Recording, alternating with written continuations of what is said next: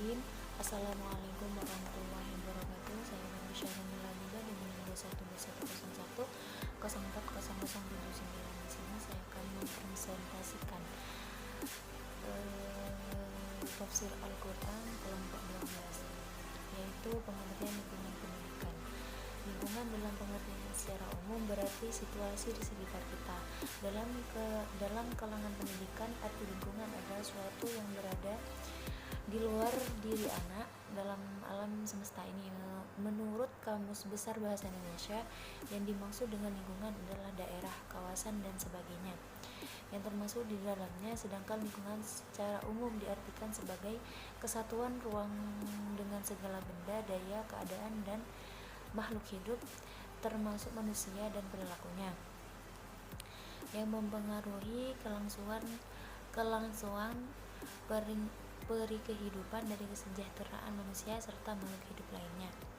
Berdasarkan klarifikasinya, lingkungan dibedakan menjadi lingkungan alam hayati, lingkungan alam non hayati, lingkungan buatan, dan lingkungan sosial.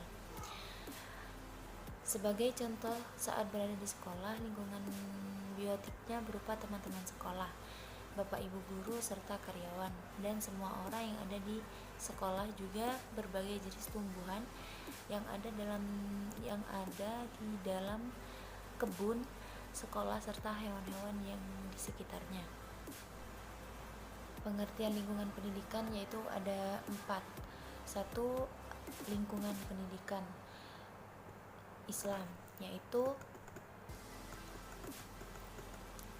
salah satu sistem yang memungkinkan proses kependidikan Islam berlangsung secara konsisten dan berkesinambungan dalam rangka mencapai tujuannya adalah situasi atau kelembagaan pendidikan Islam. Dari pernyataan ini dapat dipahami bahwa lingkungan pendidikan Islam adalah suatu instansi atau lembaga di mana pendidikan itu berlangsung. Yang kedua, pendidikan keluarga. Keluarga merupakan bagian dari lembaga pendidikan informal yang memiliki pengaruh terhadap perkembangan anak, baik perkembangan motorik, perkembangan kinestetik, maupun perkembangan lainnya. Selain itu, keluarga juga disebut sebagai satuan pendidikan luar sekolah. Keluarga memiliki peranan yang sangat penting dan mendidik setiap anak. Keluarga merupakan masyarakat alamiah yang pergaulan di antara anggotanya bersifat khas.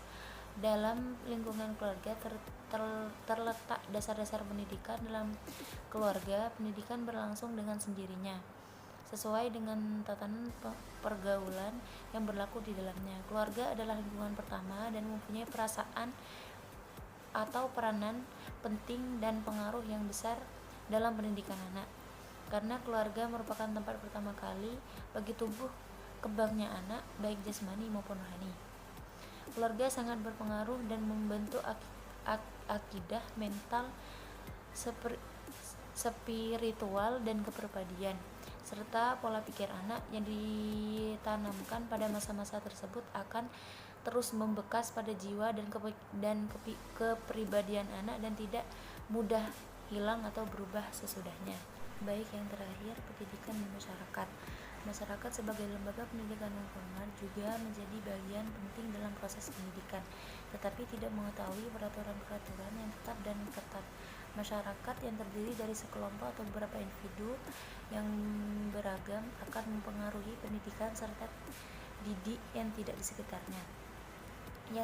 sekitarnya. Oleh karena itu, dalam pendidikan Islam, masyarakat memiliki tanggung jawab dalam mendidik generasi muda tersebut. Masyarakat sebagai lembaga ketiga, sudah keluarga dan sekolah, mempunyai sifat dan fungsi yang berbeda dengan ruang lingkup dengan batasan yang tidak jelas dan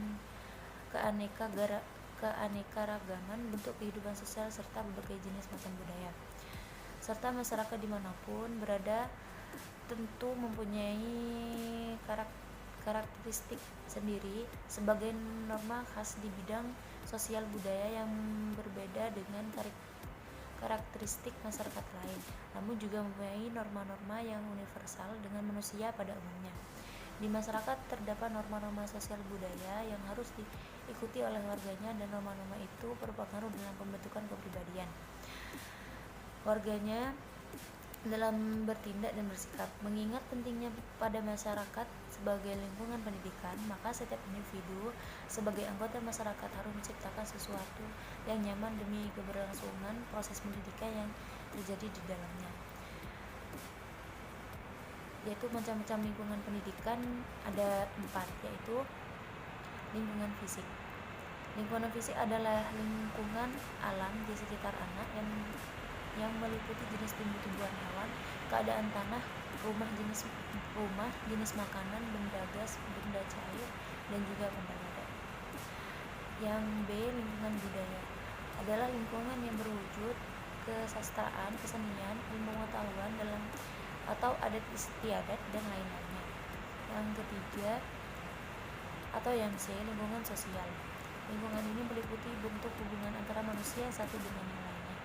Maka sering pula disebut lingkungan yang berwujud manusia dan berhubungan dengan atau manusia di sekitar anak. Termasuk di dalamnya adalah sikap atau tingkah laku antar manusia, tingkah laku ayah ibu, anggota keluarga yang lain, tetangga, teman, dan lain-lainnya.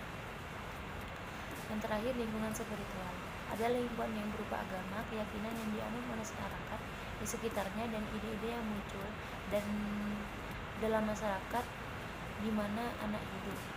Baik, saya serahkan kepada teman saya yang akan melanjutkan presentasinya. Terima kasih. Ini saya akan melanjutkan presentasi poin ketiga, yaitu ayat-ayat Al-Quran tentang lingkungan pendidikan. Yang pertama yaitu surat Al-Imran ayat 110. Bismillahirrahmanirrahim. Kuntum khaira ummatin ukhrijat linnasi ta'muruna bil ma'rufi wa tanhauna 'anil munkari wa tu'minuna billahi walau amana ahlul kitab lakana khairan lahum minhumul mu'minuna wa antharuhumul fasiqun. Yang artinya kamu adalah umat yang terbaik yang dilahirkan untuk manusia, menyeluruh kepada yang ma'ruf dan mencegah dari yang mungkar. Beriman kepada Allah. Sekiranya ahli kitab beriman, tentulah itu lebih baik bagi mereka. Di antara mereka ada yang beriman dan kebanyakan mereka adalah orang-orang fasik. Yang kedua yaitu surat Al-Isra ayat 16 dan 17. Wa idza aradna ahlu antuhlika qaryatan amrona mutrafiha fa fasaku fiha fa haqa 'alaiha al-qawlu fadammarnaha tadmira.